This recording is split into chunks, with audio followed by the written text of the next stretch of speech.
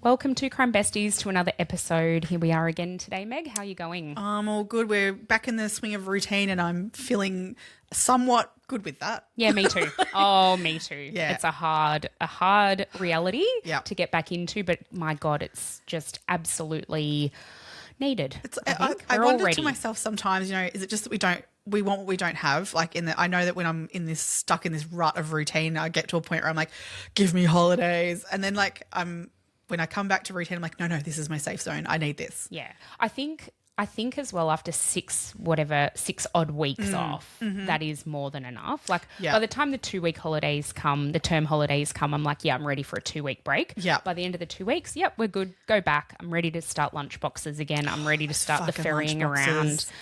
Oh, it's the one thing. And I don't know what I was having this argument with myself last night, going, is it the packing of the lunchbox or is it the washing of it? It's the washing of it. It's the washing. Yeah, for me, it's the washing of them. I fucking hate washing a lunchbox. Oh, the whole getting home and boys, lunchboxes. Yeah.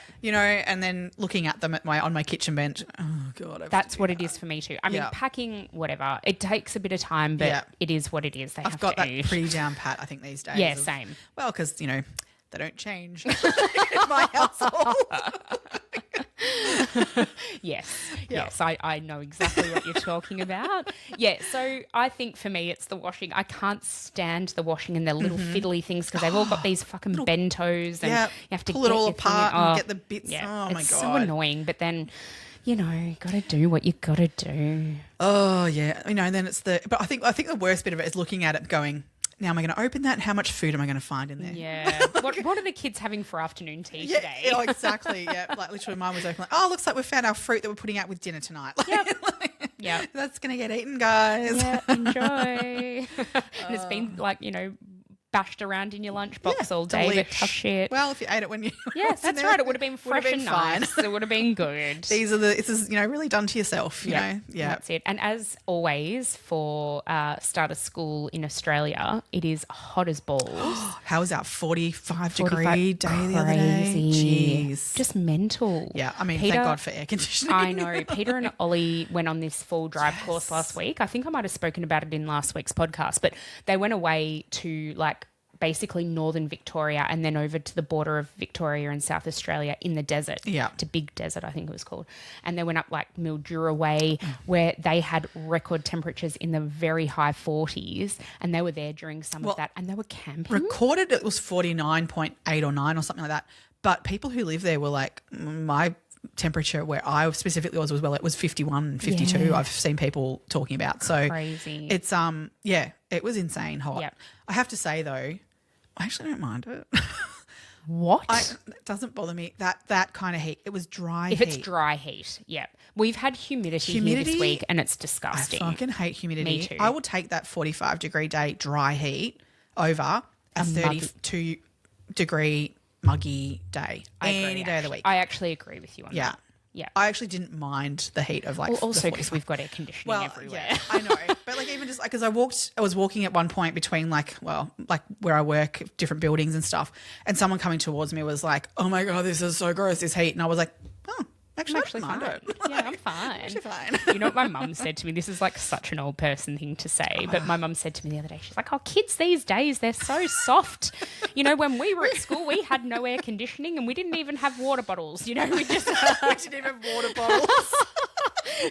And I send my kids to school with their Yeti water bottles that are insulated with ice. Their freezer pack under their lunch. That's right, exactly.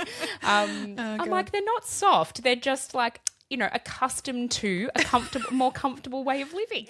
Yeah. Oh, no, I recently caught up with friends of mine that we used to live across the road from each other, and we'd all, go to school, primary school and high school and stuff together. And we were talking about the fact of how we used to walk to school and some days, and we're like, oh my God, how was it, how far we walked? Kids these days wouldn't walk that far. And we heard ourselves and kind of went, we're old, and kind of went, so yeah, remember that day it snowed? And I had to walk a mile with no shoes. Oh my God, if we don't joke about it, we are the old people. Yeah, look, I think you are the old people. I'm sorry to say it. Joke or no joke. Now, a bit of a crimey kind of update as well I've got Yes. is the Greg Lynn thing. So there was an administrative hearing for him this week. I think it was a couple of days ago. Yes. And what the court actually... So a lot of the details of that have actually been suppressed from the media. So we don't know exactly what was discussed or how it came to this. But Greg Lynn will actually remain in prison pending his trial. So there was a potential for him to get out, to be like released pending a trial, but thank God he's still behind bars until the trial. So still no date, I don't believe has been set. One of the reports that I saw said that possibly another hearing in July. Maybe that's to set the date for the trial. I'm not really sure. Yeah. But yeah, it'll be interesting to see. So we'll be watching this space for sure. Bloody oath, I'll be watching that space. I'm like, he's got to be held accountable for his actions. Yeah, and not only for this. Nope. There's many more, I think. Yeah. I think there's what we know of. Yeah. I think there's 3 that are fairly clear, to be honest. Agreed. And then I think there might be more. Yep. Anyway, Allegedly. watch this space. Let's just wait and see. Yes, all allegedly, of course. Of course. We've also had some really lovely feedback this week. Like the socials have been, not TikTok. Well, not TikTok the socials, so much. aside from TikTok, have been going off. So we've had some new Patreons. We've had Casey Harkness, Ray, Natalia McCohen, and Aisha Hayward Hassan. Who's from the UK. So thank you, Aisha, for persisting and chatting back and forth with Meg, and then me not knowing you'd been chatting with Meg and then chatting with me. Sorry about if there was any confusion there, but that's all cool. Thank you very much for persisting and joining us. I know that was a bit of a challenge. Welcome. We've had coffees bought for us this week by James S., Hayley H., and someone. So we don't know if it's the same someone that bought us coffees another time, but thank you very much to everyone who's supported us in that way. Absolutely. Then we also have had some amazing engagement, especially Instagram. Yeah. And I just wanted to give a particular shout out to a couple of people. So Heidi Stewart, she's from Scotland, lived in, I think she said Manly, was it? Yeah. When she was 18 or something. Oh, no, she had her children here. Oh, she had her children here. Or maybe she said one of her kids is now 18. 18, right. Yeah. And so, yes, so thank you very, very much, Heidi. And Rach L. Finch has been liking all of our posts, commenting and making some really lovely comments. So thank you very, very much for that. And just really quickly as well, I'm going to give a shout out to the guy who owns my BFT studio, Blake. A couple of mentions now, I think. Well, I'll tell you why, because so I was like, slogging it out on the treadmill the other day, and one of the trainers, Jess, she comes up to me, she's like, I've just moved an hour away. I've got an hour commute to get here. And I was just saying to Blake, I'm going to start listening to podcasts. And he mentioned yours. So Jess, I hope if you're listening, I hope you enjoy it. It's always more nerve-wracking, I think, when someone we know. That's what I say to everyone. Yeah. I'm like, I could not care less if people I don't know listen. When it's people I know, I'm like, oh, did I say something? Oh, What if I say something weird? Yeah, I mean, I know I say weird shit. Yeah, it's a given. It is a given. We're going to preface today's case by saying pronunciations of names we are not 100% on, so we're going with what we're going with. We're really sorry if we offend anyone with our pronunciation, but it is what it is. Yes. So today we're discussing the case. It is the murder of Vonnie McGlynn. Vonnie Isabella McGlynn, and this case happened in South Australia. And as you said, Meg, we have so many cases in SA that we really need to get our teeth stuck into. I feel like we're sheltered from it a bit here in Melbourne. We don't get that as much. And so, but there are some real interesting cases in South Australia. And this one is very interesting. It actually blew my mind. I didn't know anything about this before researching this week. Yep. This was one that was suggested to us by one of our listeners. And when I took a quick little look into it to kind of go, oh, okay, like, is this one that we can get enough out of to like get an episode? Because sometimes there's just not enough to really get a whole episode out of, which we've talked about maybe even combining a few of those to try and still, give them some airtime as well. But this one I literally was like Googled away a bit and then went, oh my God, yeah, we need to look at this. Yeah. I mean, there's not a huge amount out there either. And I found too something very interesting about this, that there's a lot of stuff that's been removed from internets and things like there's a particular TV show that was made about it that you cannot access anymore. Nope. So I'm intrigued as to why that is, because that series still exists on they're still not making it, but you can watch other episodes. And I have watched other episodes of that same series but it's episode 3 of this series, and there's literally 1, 2, 4, 5, 6. Yep. And it's not there. Yeah. I just found that very intriguing. Yeah, same. Why that is. Yeah, I don't know. I don't know because I don't see what could be. What would make that not able to be seen? I don't know if there's something in it that they ended up going, oh, that's not accurate and we need to remove it. Yep. I don't know. Yeah. But Adelaide just brings the interest up. It really does. It really does. Yeah. So I think it's probably worth saying right from the get-go, because I think this helps to kind of build the case, is that Angelika Gavare is the perpetrator of this crime and is the person who ended up being convicted. So we'll talk through all of this. Just to give a little bit of a background. So Vonnie was a sweet old lady, like a very lovely. You look at her photo, she actually really reminds me of my grandma. She just looks very sweet and lovely. Yep. She didn't have any children. She wasn't married. And I think she had been married. She had been married, and he had passed away 50 years earlier. Yes. So she'd been on her own for quite some time, but obviously at the love of her life, and had lost him, unfortunately, quite early-ish in their marriage, that she decided not to meet anybody else, and that was her. Yeah, and they never had children. So yeah, she was on her own, and but no, she's quite a feisty woman. I feel like she had quite a personality, which I love it. Good on her. And I think she was one of those people, like she was quite community minded.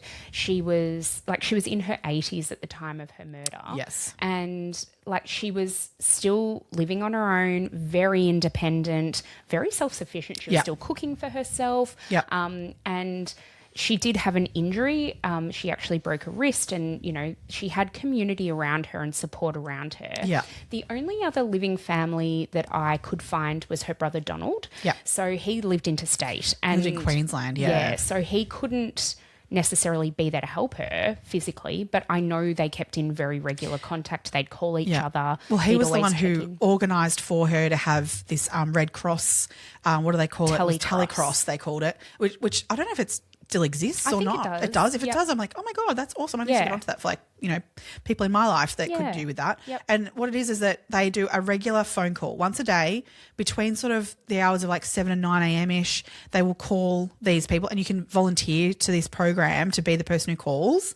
And you just make a daily phone call to this person, and it's really just a well-being check that this person is, they haven't fallen overnight or something, or that they don't need support or help. But it's also just an avenue that this person can reach out to when they answer that call to say, actually, I'm not okay, and then help can be achieved for them quicker. Arranged, which within a 24-hour period, it's just a great touch base, I think, for families to know that that's constantly happening for them every day, that there's someone that will be making that quick phone call or on for a chat if they want. Yeah, that's exactly right. That they've got someone to speak to every day. Yeah. Vonnie also had a real passion for travel, and she was very well travelled. I think that was what she spent her life and her money and all of that doing. So, it goes to show she was a bit of a go-getter. She didn't just sort of sit at home and, was meek and mild. She would go out, get out there, and that's what she spent her life I love doing. that she was also described as being quite frugal with her money,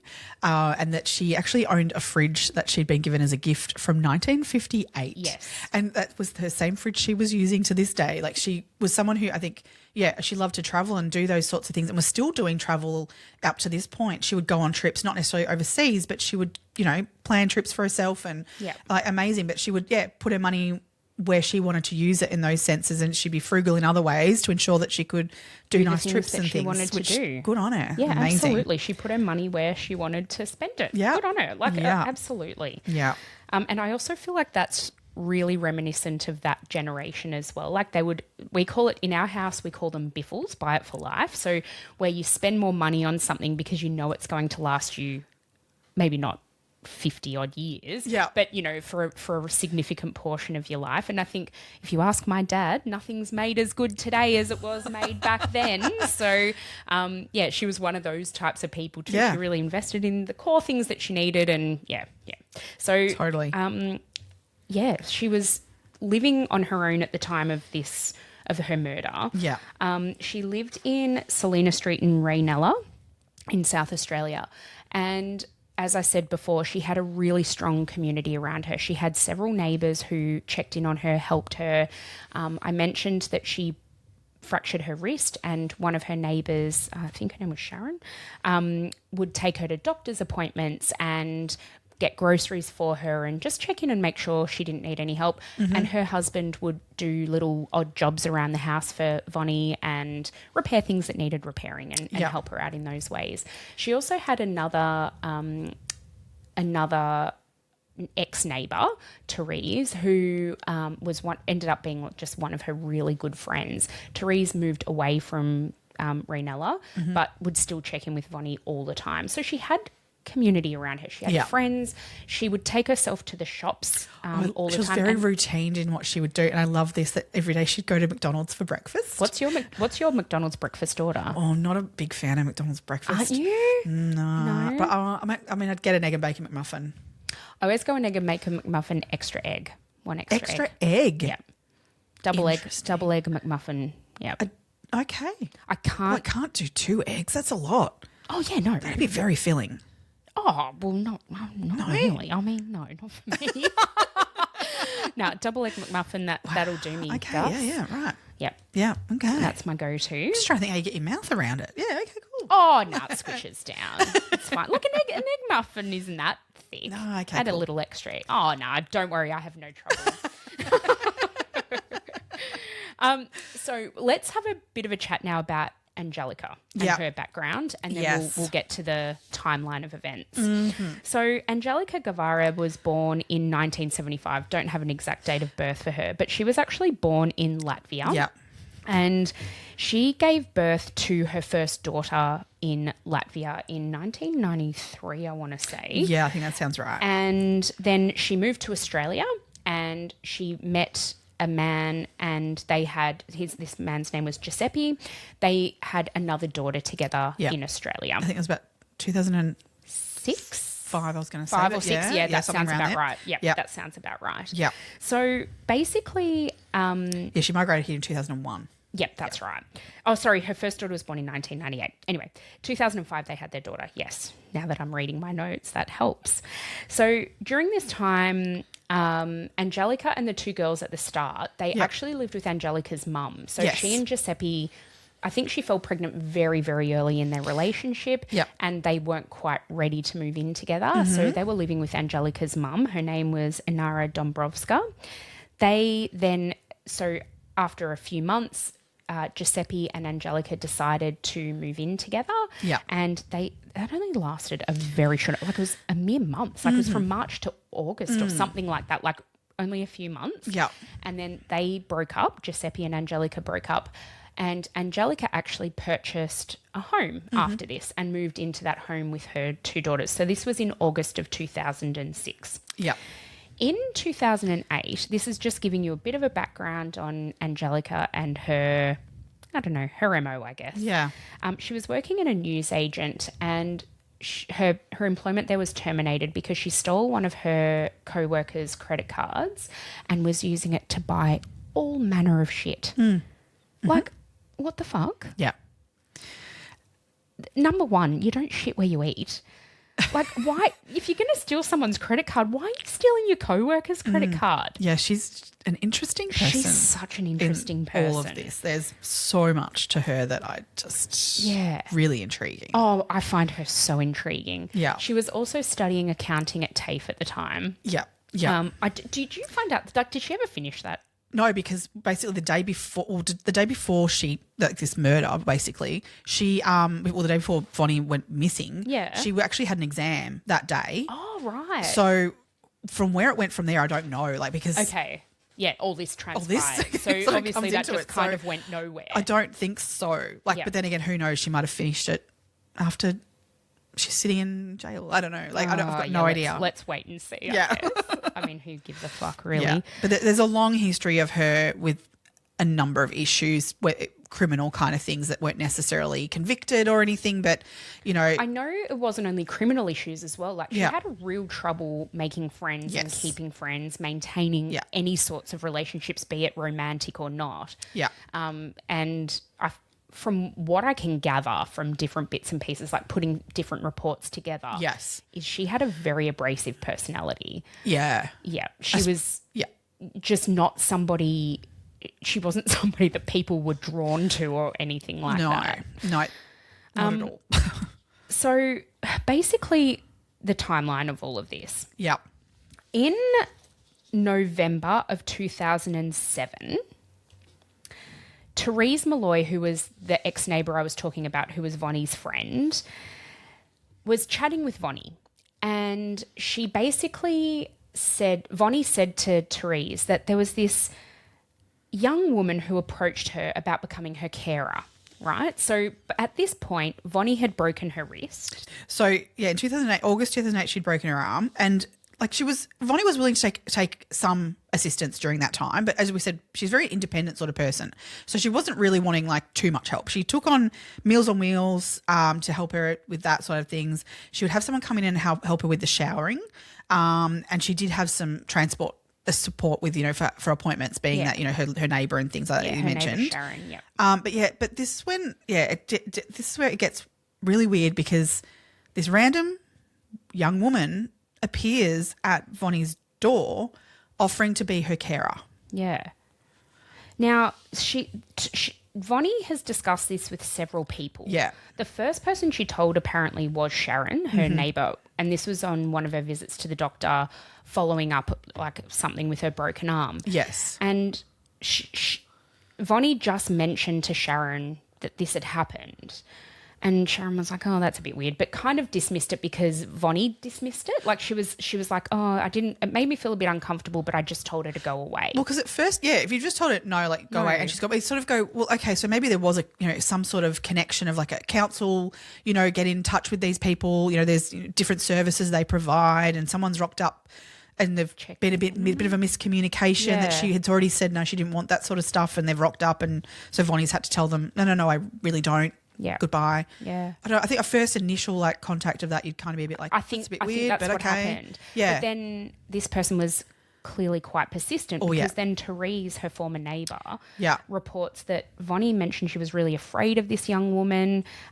She'd approached her multiple times, and apparently, according to Therese, Vonnie had said to her that this young woman had said to her, you can pay me and I can move in. Yeah. Like she was so forceful. And like not only like she was forceful in language in that way, but she was also like, she'd come and knock on her front door, and then when Vonnie would ignore her because she didn't want to answer it, she'd then go to the side window, and then she'd go to the back door and continue. Like it wasn't like she was not taking no for an answer. No. At all. So then the next report comes from Donald, which includes all of this persistent behaviour. Yeah. And according to Donald, this young woman has said to Vonnie, I'm here to be your carer. Vonnie said, no, I don't need one, thank you very much. Yeah. And she said, yes, you do. I'm going to do the job. Like, you're almost making it so that this poor old woman can't say no. I think Therese said to Vonnie, you probably need to just let the police know about this, just because it's not okay. It's right. unsolicited. Yeah. You haven't asked for this. But I'm not sure if, I don't think Vonnie ever contacted the police. No, I don't believe so. No, but no, so only it was family and friends who knew about it, but police were not aware of it at that point. Any further. Yeah, okay. Yeah. What Vonnie did tell Donald, so this is probably third or fourth time that this young woman's been knocking on her door. She's like, I actually do recognise her from down the street. And so it wasn't somebody that was completely unfamiliar to her. All right, let's just sort of keep that in the back of the mind. Yeah. So we're now in December, early December, the 2nd of December in 2008. So telecross call between 7 and 9 a.m. at some point. On that morning as well, Sharon saw her pottering around in her yard, which was something that she did every day. Yep. And, they did the hello, whatever. 3rd of December, the scheduled telecross call happened at 8:45 a.m. Yep. Again, everything seemed to be okay and above board. She answered that and all good. And that was fine. Yeah. On the 4th of December, the usual call was made by telecross. No answer. And they called multiple times over the next hour or so. And now this was something if Vonnie was ever travelling, she would let them know that she wasn't Yep. going to be there to take the call. She would also let neighbours know if she wasn't going to be home. Yep. They helped each other with bins and keeping an eye on Yeah. houses and all of that sort Yep. of stuff that you do for your neighbours. And anyway, so this concerned the telecross caller enough that they actually contacted the police straight away. Yeah, well, they have like and a wanted to protocol do- of like, if they don't answer, they try again these many minutes later, and then if there's no answer at this point, then they contact police. That's just their it, protocol. for a welfare check. Yeah, yeah, To the police's credit, Yeah. they actually got to Vonnie's house at 8:26 a.m. 10:26 a.m. Yeah. So this would have been within minutes of that call coming through for a welfare check. And Yeah. I think that's brilliant. Yes. That is absolutely amazing. That is what should happen, because Lord only knows she could have fallen and broken her hip and She just could be been laying on lying the on bathroom floor or something You and she just needs don't- help. That's Like- right. You just don't know. yeah. So they knocked on the door and no answer. So the constable who went there, Constable Riding, he went around the back and he ended up actually breaking a window so Yeah. that he'll gain access to the house. Yeah. When he went in, he noted that the house was very neat and tidy, but Vonnie was nowhere to be seen. Yeah. There was nothing really out of the ordinary. They noticed but- that there was a hole in the ceiling. Yeah, but it was where a manhole cover had been moved. Yeah. So it wasn't a hole, but it as was such, like yeah. the manhole cover into the ceiling moved. cavity had been moved And he also noted that there were a lot of plastic bags present. in one room Yeah. at the time. Yeah. Yeah. So again, in a house that's neat and tidy, that was just something that to him he went, Yeah. oh, that's interesting. Was it at this point or was it the following day that I think it was Sharon's husband or another neighbour? No, it was Sharon's husband. Yeah, I'm sure it was. And he noticed that some tiles on the roof looked like they had been moved. So he reported that to police the following day. That's I don't right. know when he noticed it though. Yeah. He might have noticed it that day. Yeah, yeah. I think So- he was out putting bins out and he realised that her bins weren't out yet. And that's when he sort of looking over to her house, saw these like tiles on the roof. A number of them, had been moved. So, Which, yeah. like, what? weird. That's weird. Yeah. So I think then the constable's gone back to the station and They been did, like, they did leave a card because at this Not point, yet.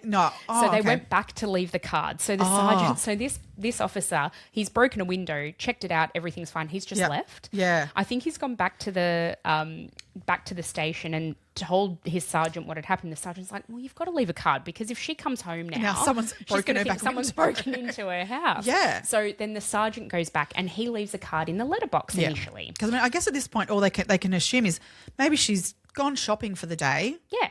And, and just not being there to make answer the call. You can't assume too much at this point. Yeah. But I guess you've got to assume a certain amount. Yeah. Like, do you know what I mean? Now, on this same day at 9:50 p.m, so I think Yeah. this was when the bins were being put out, the neighbours called the police again because they noticed her front door was wide open. Yes. Now, again, this is not something Vonnie would ever do. No. And so the 3 police officers attended, and again, really quickly, like hats off Yes. to SA Paul for this. Yeah. The house at this time, so noted that at 10:30 in the morning, the house was neat and Neat, tidy. tidy. Yeah. By 9:50 p.m. that same day, the house is in disarray. It looks like it's in the process of being packed up. Yeah. And there were plastic bags everywhere full of shit, like not literal shit. It was like as if it was being packed up. Everything was being like as if someone was moving, like Yeah. or going away or like, yeah, everything was, yeah. It was very clear messy. to the attending police officers that someone had been in the house Yeah. between 10:30 a.m. and 9:50 p.m. Yes. But there was no one in the house that they knew of at the At time. that point. Yeah. Okay. So now on the 5th of December at 11 a.m., so this is the following day, the sergeant went back to check to see if the card that he'd left in the letterbox had been taken out. So had Vonnie come back Yeah. and realised what had gone on, taken the card out. Mm-hmm. What he noticed was that the card was still there. So he took the card out of the letterbox and he slid it under the front door. Mm-hmm. Okay. At 7:30 that night, he's obviously directed some more officers to go back and just double check again. Like something wasn't quite sitting right with this entire situation. Roger, who was Sharon's husband, he's the one who noticed the roof tiles had been moved. He asked the police at that point, can I repair them? Because I don't want there to be rain or I don't want Yes. animals to get in there Yeah. and like ruin Vonnie's house. And they- also the back window too. and board it up because Board it up. again, that was open access to the house. Yeah, someone could now, if someone hadn't already, maybe someone else could break in like with this. Yeah. And the police were like, yep, that's fine. You can go and do that. Boarded up the window, replace the roof tiles, I guess. I mean, in hindsight, I'm like, reading this and hearing all this as I like research this, I'm going, it's a fucking crime scene. Contamination. But you know what? He was just a neighbour concerned for his neighbour's house. Yes. And look, at this stage, I don't think the police, they didn't really know what they were dealing with, to be fair. No. Okay. So we're now at the 6th of December. Yeah. The police card is still on the floor. Okay, when they go back the next day. Mm-hmm. Then there's a couple of days there where the police don't attend. Then on the 8th of December, the police go back because, again, they still haven't had confirmation of a sighting of Vonnie, and she's still technically like on their books as needing a welfare check. Yes. So that, you know, And that she hasn't been cited and ticked off, basically, that she's fine. It. Yeah. So the police go over there and they're like, I think we probably need to check the ceiling because we know there were tiles disturbed. This manhole cover on the inside of the house was removed, which is odd. They check the ceiling. There's nothing there. No evidence, nothing visible that they can see. Right. 9th of December. Yeah. This is where it starts to actually get interesting. Weird. Yes. Angelica took a power of attorney document, a signed document that was supposedly signed by Vonnie on the 11th of November in 2008 to the ANZ Bank where Vonnie held an account to withdraw $2,000. Is that right? $2,000. Yeah. Now, again, hats off to this bank teller. Yep. Because the bank teller's like, I saw on the news the other day that Vonnie's missing and this woman's now trying to withdraw money from Vonnie's account. She calls the police in front of Angelica. Yeah. And it's like, here you go, you can talk to them. They were like, like he got on the phone to the cops. I love that. I love that too. Yeah. So the police are like, well, why are you withdrawing money from Vonnie's account? Where is she? Do you know where she is? Have you seen her? And she's like, no, I haven't seen her since the 27th of November, but she's asked me to do she's gone away. Yeah. She's asked me to do some renovations on her house. Renovations on her house while she's away. Mm-hmm. And that's what the $2,000 is for. Now, we should say Vonnie was also expected to go on a trip in this period of time. Not on the 4th or the 3rd of December. I feel like it was more like a few 20th. days after. Yeah, like it was much It was a fair bit after. Yeah. So, yeah, she was planning a trip, but not at this point. And her family fully knew when her trips were planned. As did her neighbours. Yeah. So, no. So it just gets me. She's so brazenly like on the phone to these cops going, oh, yeah, no, I was told to do renovations. Yeah. And they're like, did you realise she's missing? And Angelica's like, no, didn't even know. The random teller knows that she's missing, but the person who's supposedly being told to do renovations at her home doesn't know she's missing. Yeah. So the police like, does this sound right? No, it doesn't. No. So we're going to follow this up a little further. Yeah. And they decided, so this is now on the 10th of December, the following morning, they search Angelica's house. Now, Angelica lived at 72 Scottsglade Road in Christie Downs, so not far from Vonnie's house. Yeah. What we do know as well is that in Vonnie Street, Angelica's mum also lived. Yes. Okay. They're all very close in proximity to each other. Yeah. That's just definitely worth noting. Yeah. The police... And Angelica's mum, we should say also, she knew Vonnie, like not to have a conversation with, but to say hi to, like in the street. Didn't speak English. No. So, yes, they knew each other by sight. They would smile at each other and wave and things like that. There was communication between them, but not conversation. Yeah, 100%. Again, just very neighbourly and, all of that.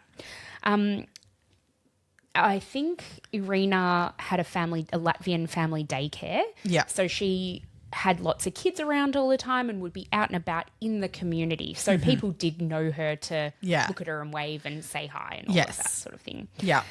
So the police, this is now on the 10th of December when they're searching Angelica's house, they suspected fraud because she's presented to the bank with what they're already thinking is probably a fraudulent document to withdraw this $2,000. The withdrawal never happened.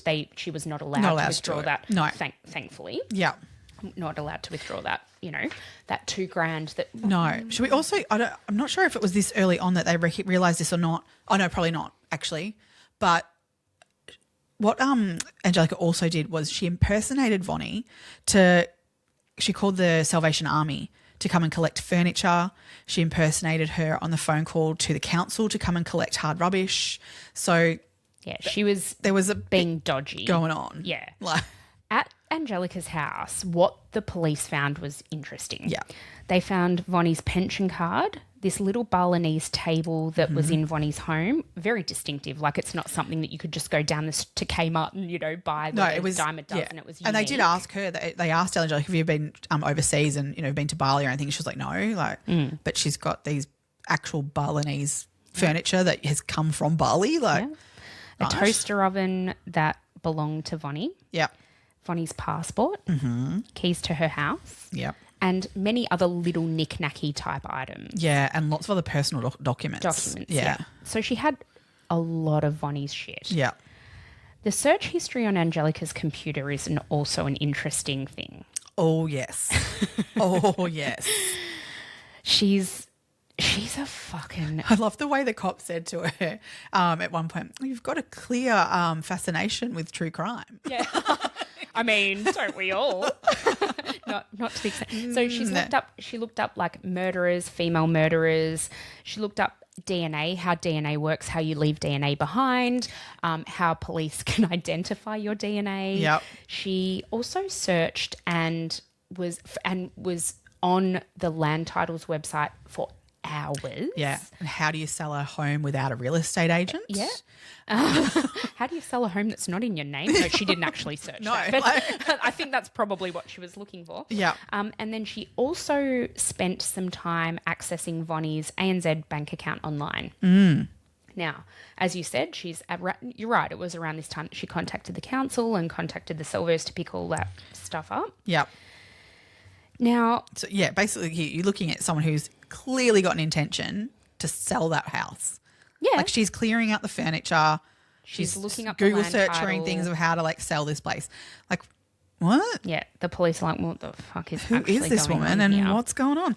It took them until the 6th of January in 2009 to inform Angelica that she was suspected in the murder of Vonnie. Yeah. The way that this happened was the police went to Angelica's home, and Angelica's 2 daughters were home with her at the time. She called her mum, Irina, and she came over to look after the girls while what she suspected was Angelica was being questioned. Angelica told her it was because she'd stolen something.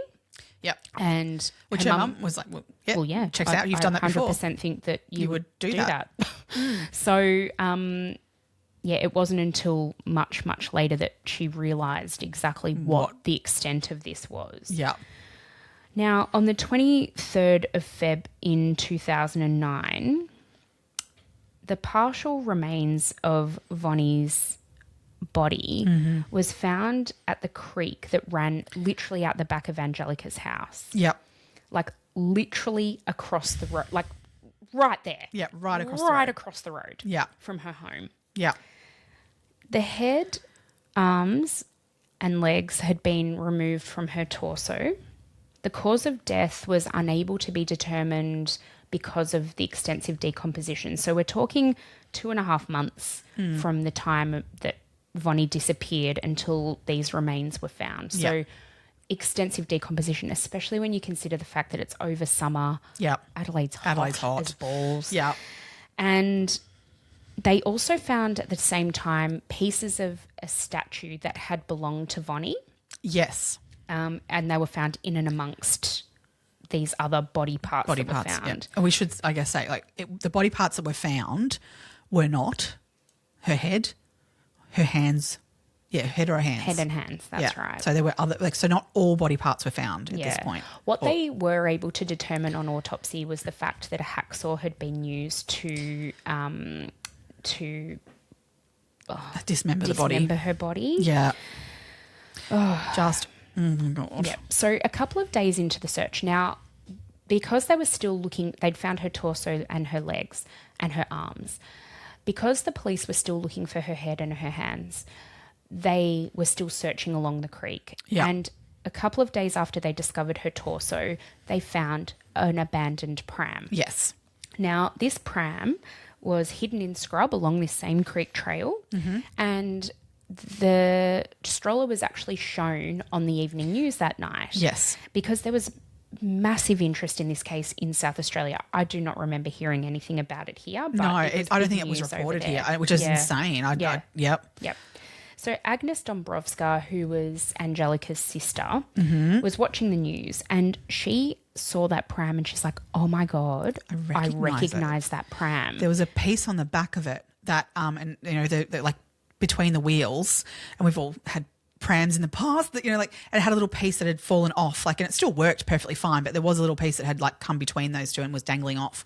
And this pram had that exact, like she could see it in the news that this had the same piece that was broken, like, and it was drooping, hanging down a bit, which, I mean, you can recognize a pram by brand and things like that. They all look very similar, but that was a really, you know, like distinctive thing that went, that is that exact pram. That's not just like, oh, that's the same pram that I've seen. That's that pram. Yeah. Yeah. Because Irina had a family daycare, she had lots of prams at her house that she would then obviously use to take kids to the park and do all of those types of things. Yeah. And but her sister would often like borrow it when she'd go to her place or go to her mum's place, and she'd like borrow it to take her kids out as well. Yeah, so that's she'd it. use this pram and herself. I was going to say, she knew it. Yeah. She knew it. 100% knew that was the same stroller. Yeah. She then contacted the police and told them that. Yeah. Again, hats off to her. Yeah.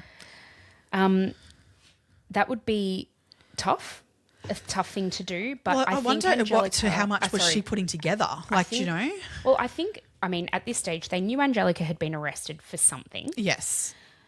They knew Vonnie was missing. And the other thing that's really incriminating is the fact that Angelica had a conversation with her mum where she basically confessed to everything. Mm-hmm. Yeah. Yeah. And I don't know whether Irina had then told Agnes about this conversation, because from my understanding, I think Irina kept a lot of things to herself. Yes. Do you get that impression I definitely as well? do. Yes. And so, yeah, I'm not sure how much Agnes actually knew, but she was like, fuck this. I've seen that pusher. That belongs to my mum. Like, I'm calling the police about this. Yeah, good on her. The DNA...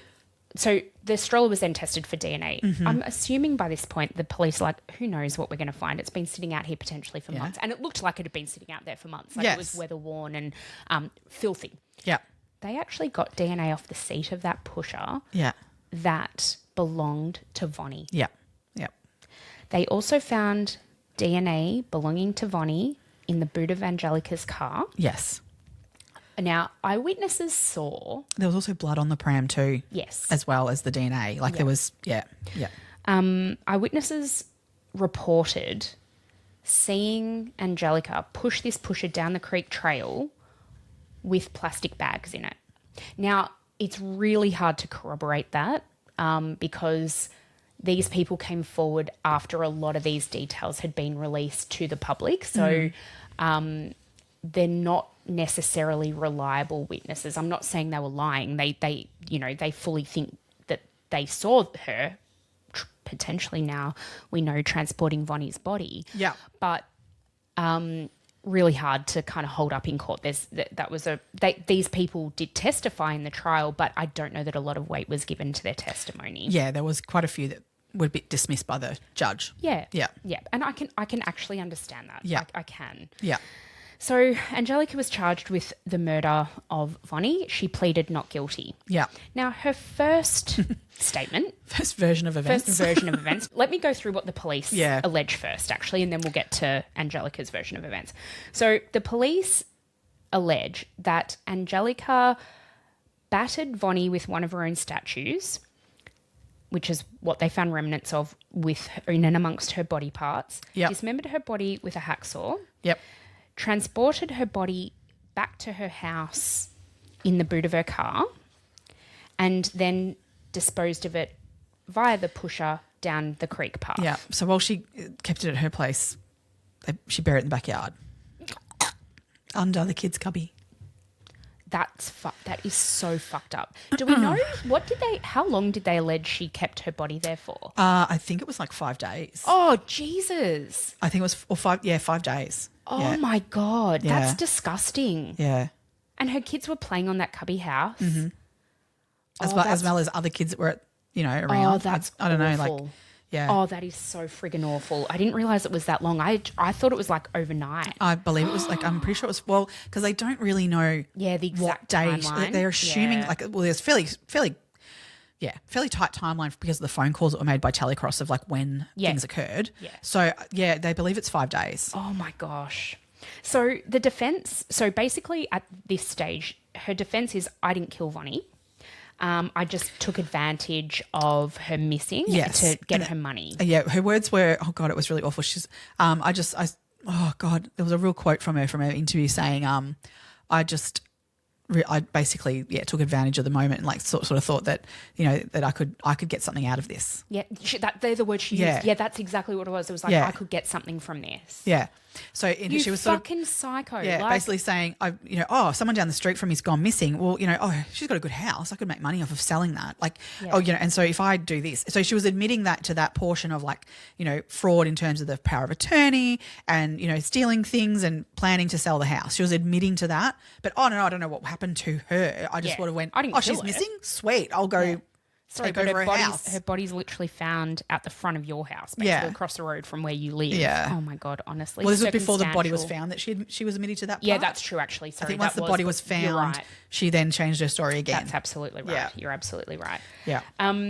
When this all went to trial, the witnesses that came forward and gave testimony, Vonnie's brother, neighbours, the Red Cross staff, the Telecross staff, and even the McDonald's staff who, because she went to McDonald's like all the time and it was quite a regular thing. On the 3rd of December, she had gone to breakfast. She'd answered her phone call at 8:45, as we said, from Telecross, and then she'd gone to McDonald's. So there were sightings that we knew where she'd been on December 3rd. Yeah.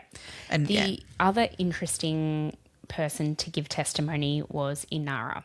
Yes. So Inara is, again, I think hats off to her. She obviously knew her daughter was a bit of a bad egg. But the court was so good with this. They took they paused everything for her to like get legal advice on because she said independently that she would give testimony. Yeah, but they really wanted to be sure that she was okay with this and that because, as being a parent, she doesn't have to. And also English was her second language, so they needed to make sure she really understood as well what she was doing, what the potential implications of that are. Yeah. And she still decided to go ahead with it. So with a Latvian interpreter, she gave testimony. Yeah. So another person that gave testimony was someone that was in a cell with this is so funny. with Angelica. Her name's Amanda Patterson. Who, look, the judge kind of dismissed what she had to say, although to me it kind of checks out. Oh, totally. But But it's like a bit. It is, but she basically was saying that in jail together, sitting there waiting for her trial, Angelica had confessed to her what she had done, and so that was her testimony was like that she had murdered Vonnie and all these. But yeah, the judge was basically like, Amanda was in jail for like telling lies as well. Literally. So, literally. Fraud. So she was like, I'm not going to really put too much weight on what you've got to say. So as much as the court heard it, it wasn't really But do you want to know? into account. You want to know what like basically the biggest point of difference was about Amanda's testimony was that she said that Angelica told her that she got some kind of like sexual pleasure. That's right. Yes. From murdering this old lady. That's just so rank. So rank. Which Amanda was repulsed by, which she was kind of saying that I have to tell you this because this was like even for me. Yeah, I can't even handle this. Yeah. Which, if that was said to her, oh God. But then again, you've got to take either way. I don't know. I don't know. Yeah, don't know. Whether that or not, the part of it that I can come at is that Angelica did it. Yeah. Well, so let's get to Inara's testimony. Yes. So Angelica's mum testified about a conversation that she had, which I alluded to before. But she basically said that Angelica told her that she got into the house via the roof when Vonnie went to Macca's for breakfast that morning. Yeah. She waited in the roof cavity which goes to the fact like it's like premeditation. Angelica, premeditation, but not only that, she has stalked her because she has watched her behaviour and gone, I know that roughly this time every morning she goes to McDonald's for breakfast. I can go hide in her house. She literally said that to her mum. She's like, I've been watching her. Yeah. That was a direct quote. Yeah, that's just... So she said that she made Vonnie unconscious and left her. Made her unconscious. Now, I'm assuming that's where this statue came into play. Yeah. She came back later, wrapped her in plastic and put her in the boot of her car and transported her, as you said, to her backyard. This is all Inara's testimony. Yeah. Inara saw on TV that Vonnie was missing and that Angelica had tried to withdraw money from her account. And this is where Inara put all of this stuff all together and was like, holy fuck, Shit. my daughter has murdered an old lady. Yeah.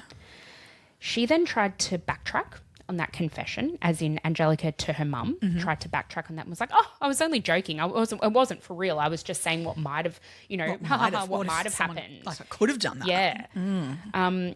The judge, so this is all, again, still all part of Inara's testimony. The judge described Angelica's backtracking as damage control. She was just trying to, absolutely keep her own best interests at heart. So by the time Angelica decided in her own trial to give testimony herself. Now, to me, this speaks to a narcissistic personality type, doesn't it? 100%. I don't know that there are many people that will get up at their own trial who were not narcissists. Agreed. That's what I think too. I'm like, who the fuck would do that? Also, I found really interesting. The judge made a comment in his sentencing. So this is getting a bit ahead, but he made a comment in his sentencing where he said that she had the best lawyers money could buy. Yeah. Where did she get that money from? So what I'm saying is she had really good legal representation. I don't know how, but she did. But because she did refuse free legal. Yes. She was eligible for free legal advice, and she refused that. That's right. So I don't know where she got the money from to pay these. Whether or not these they lawyers would have advised her for sure. Yeah, and I wonder if these lawyers were like, we do pro bono because it's a good publicity. Yeah, maybe. I don't know, but I mean, you were never getting her off it. I mean, God.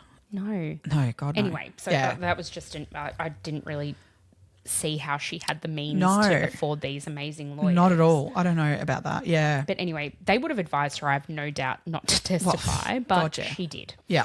And when she testified, she changed her story.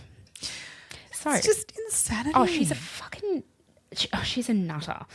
So she basically said that her ex, Giuseppe Dianelli, hit Vonnie with his car. Had an accident and killed her.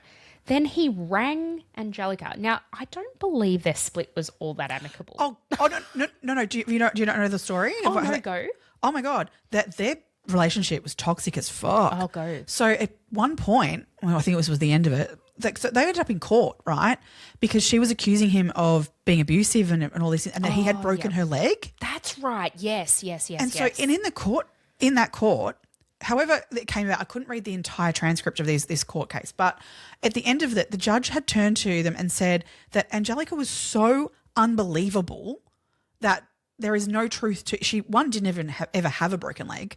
Like, it's not like she'd broken her leg and fallen over and broken her leg and she used that to her advantage or something. She'd literally not broken her leg. So he was like, you're so uncredible that I'm throwing this all out, and found in favour of Giuseppe, and that he had never been abusive, and it was all made up by Angelica. But what was she trying to achieve by doing that? Getting more money? Just getting more out of him for child supports and all these sorts of things. I think just custodies and stuff like that. Being abusive isn't going to give you more money. No, and I don't know. I think it was just more of a custody thing, or the separation of assets. I'm not really sure. Okay, but yeah, it was a really She's a got some piece of serious issues. So the fact that she then says that he called her in his moment of need, they hadn't spoken in like years. Yeah, like they had obviously communicated in terms of very minimal to do with their child.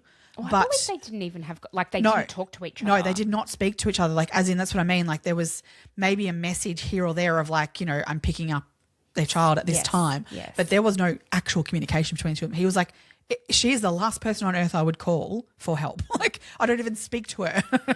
She then says, Angelica then says that Giuseppe came and got her. Yeah. They then went because so apparently when he hit her with his car, he dragged her into her house, as in into Vonnie's house. How he would know that she lived there, I don't know. That part of the story wasn't told. No. He then picked up Angelica, took her back to Vonnie's house where they wrapped her body in plastic and then got rid of her. Yeah. That's how she says that all came about. Yeah. Giuseppe ends up, obviously he then is called to the stand to then after this all transpires, because I think the whole court's a bit like, wait, this is a whole new story. What? So he ends up, coming onto the stand and they question him, and he literally laughs at this as a proposition of what occurred. He's like, this is just laughable. I don't speak to her.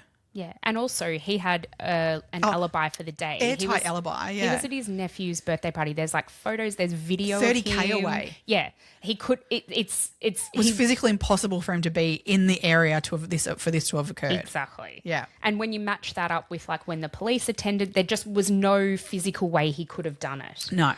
Oh my God, it's actually bonkers. Oh, absolutely. She is absolutely bonkers. We didn't say this before, but this was actually a judge-only trial. There was no jury. The reason for that being that this had been so publicised in South Australia. The rest of the country, not so much. Yep. So it was a judge-only trial, he did very well, I think, in this trial, because the way he conducted the whole aspect of Inara giving her testimony, and because there was an appeal of it eventually, based on the fact that that Inara, they said that Inara shouldn't have given, that she didn't want to. One of their appeals was that Inara didn't want to give evidence and she was forced to, and it was so clear by the way the judge had conducted this that she was never forced. Time was given and counsel was given for her to make this decision, as in absolute clear mind. Yes. So and knowing the consequences of giving the testimony, it was absolutely dismissed after that appeal, because it was just the judge did it exactly how it needed to be. So initially she was found guilty of murder, was imprisoned for life with a 32-year non-parole period. Yeah. At the appellate court, one of the reasons she appealed also was because the judge had implied in sentencing that there was premeditation involved, and she said there wasn't. And I'm like, you were just commenting before about all of the premeditation. I've been watching hid in the roof. You hid in the roof. You knew her comings and goings. Her lawyers even went through with an appeal with this stuff, because it was all so clearly covered in the trial that those things were not. Yep. There was not, she also said that another point of appeal was the fact that the sentence was excessive, and because she'd had no previous violent charges, and that was completely dismissed, because it was well within the rights of the judge to impose such a sentence for such a vicious and heinous crime. Oh my God, yeah. So she did, obviously she was telling all these lies throughout the court case, but 10 years after the fact, she finally did come through with confessing to what she did. Yeah. So she has admitted now to what happened.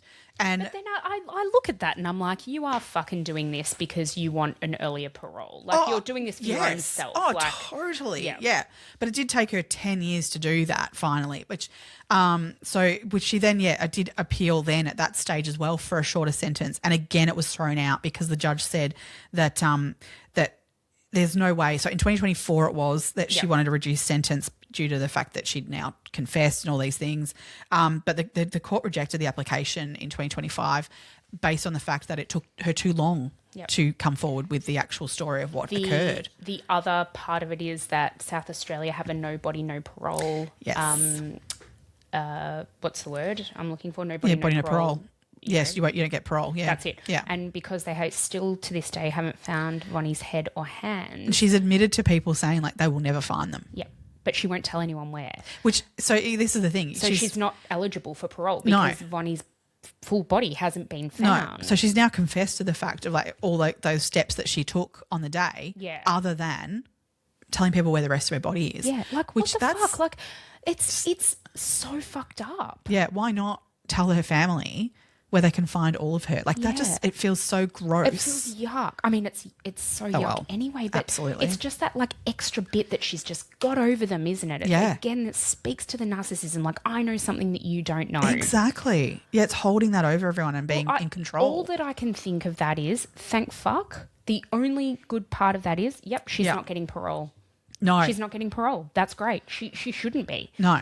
So let's go with that. Yeah. Oh, totally. No, she has not been the model prisoner. No. Our Angelica. Oh, no. She will not be prosecuted over this alleged assault, but she is alleged to have assaulted Ashley Polkinghorne. So she's the Adelaide mother who's in jail for the manslaughter of her daughter Chloe Valentine. Do you know this case? Not well, but I had heard of that one at least, whereas I hadn't heard of. Oh my God, Guevara. this just anyway. This woman and her partner put their 3-year-old child on a 50-kilogram motorcycle and made her ride it around. And there's videos of it. It's absolutely horrific. Horrific. She crashed into something, the motorbike fell on her and she passed away. It's just horrific. But apparently in prison, these two don't get along very well. And Angelica apparently allegedly bashed the shit out of Ashley. And but there's no charges have been laid for that. But I believe she's not the model prisoner. She is getting herself into trouble a lot. Yeah, she's been described by people in the courts as well as by prison guards, etc., and people that have dealt with her, whether it be like psychologists and things like that. Yeah. There's a few things that she's been described. One being remorseless, the other dangerous, and another that I found interesting was manipulative. They're sort of fairly key words that are being used to describe her back at this point where she was going through the trial, but to this day, those that are dealing with her still label her as those things. So she shouldn't be getting parole if they're sorts of, labels that she has by professionals in the system. I feel like she'd be dangerous. And given, I think she has had an official diagnosis of narcissism or narcissistic personality disorder. More than that. Oh, there would be for sure. But it just makes me think, though, that, she'll get out. She won't change because she won't think she needs to because she's, great the way she is. Yeah. And what would potentially come next? And then you think of the implications of that on her children. I hope that they are getting some help and that they are okay. Yeah. As okay as you can be after going through something like this.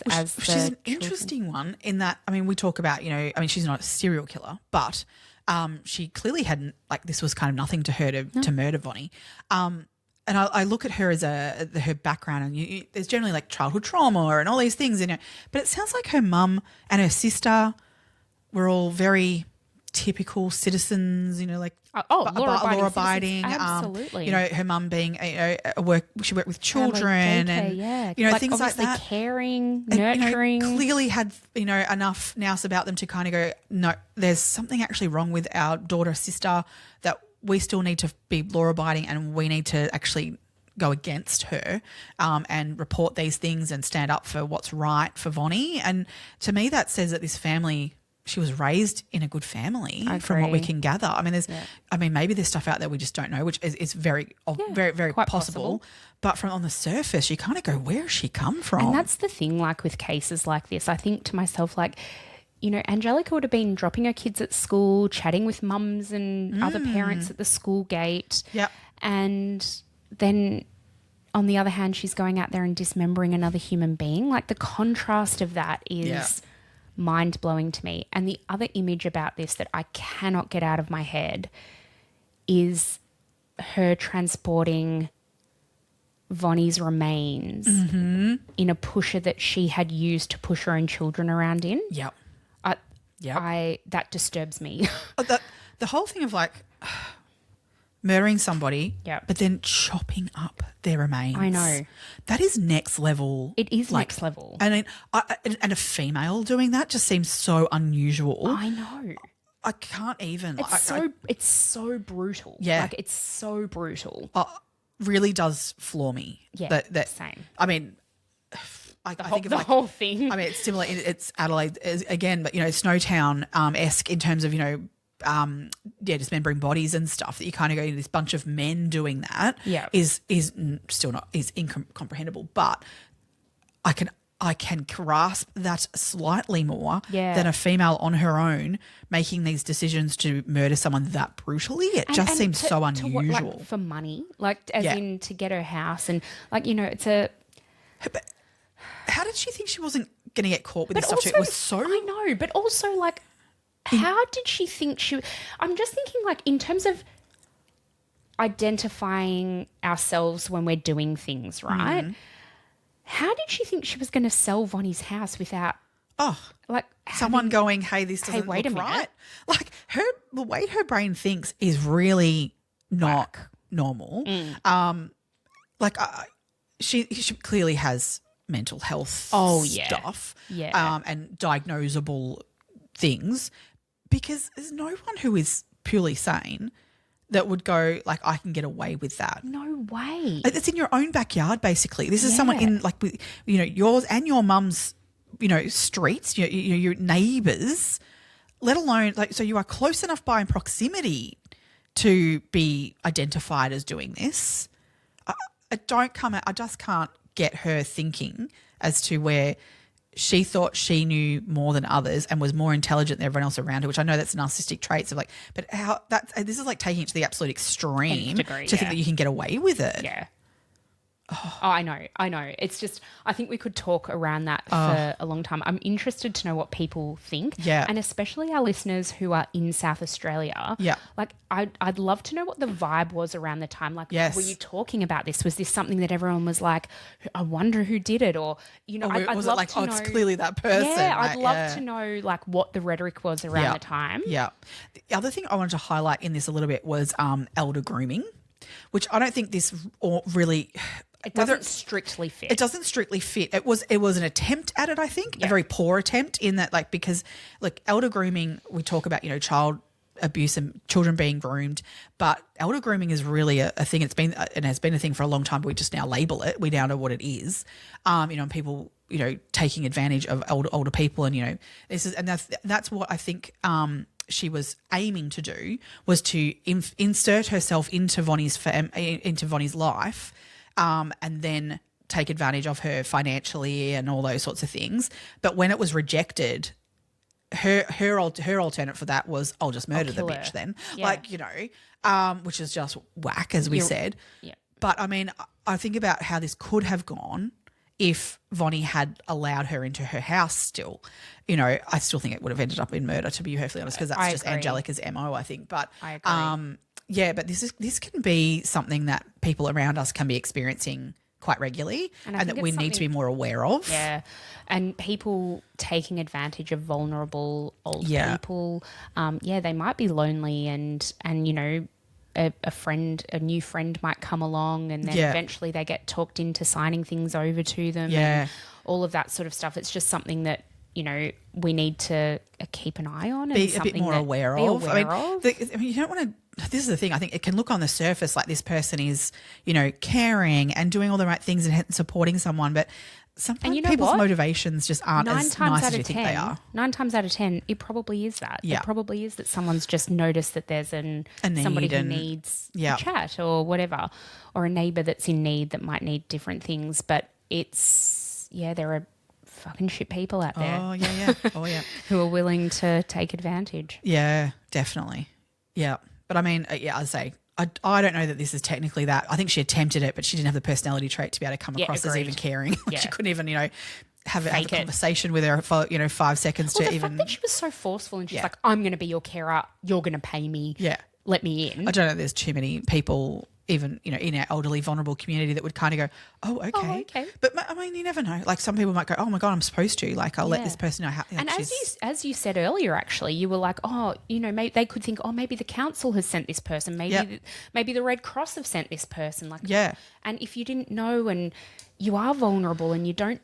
And the other thing is, I think, like, generationally, older people may not question things the way that we do now. And so... Well, it's how they get scammed on phone call things, like more, I shouldn't say, I mean, not solely, I'm sure plenty of younger people do too, but they're definitely a community that get targeted for that stuff as well, because they don't understand necessarily how things work in that element, in those circumstances, because, you know, it was different back, you know. Yeah, because back in the day, people were not always trying to scam everyone like they are today. Seems to be more a-holes and taking advantage of situations than there were ever before. Yeah. Yep.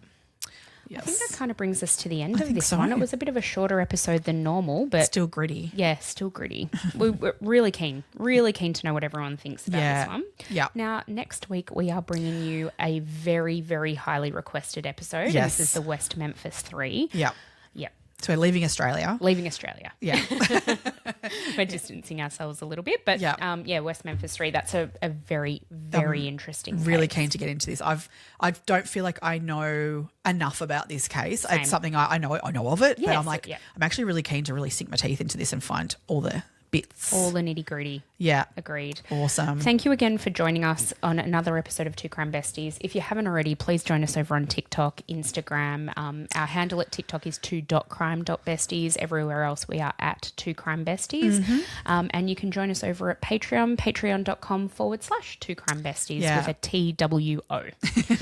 And love it that they've got a few people over there on TikTok who are coming and, you know, liking everything and really trying to push us. So thank you very much, because we're just a little crowd over there at the moment, but we're building. Yeah, absolutely. It's growing. It's growing week on week. We love that. I feel like I'm quite in the abyss that I was at the beginning. So, you know, thank you. Thank you very much. Very appreciated. Have a great week, everyone. Absolutely. Stay curious, crime besties. Bye.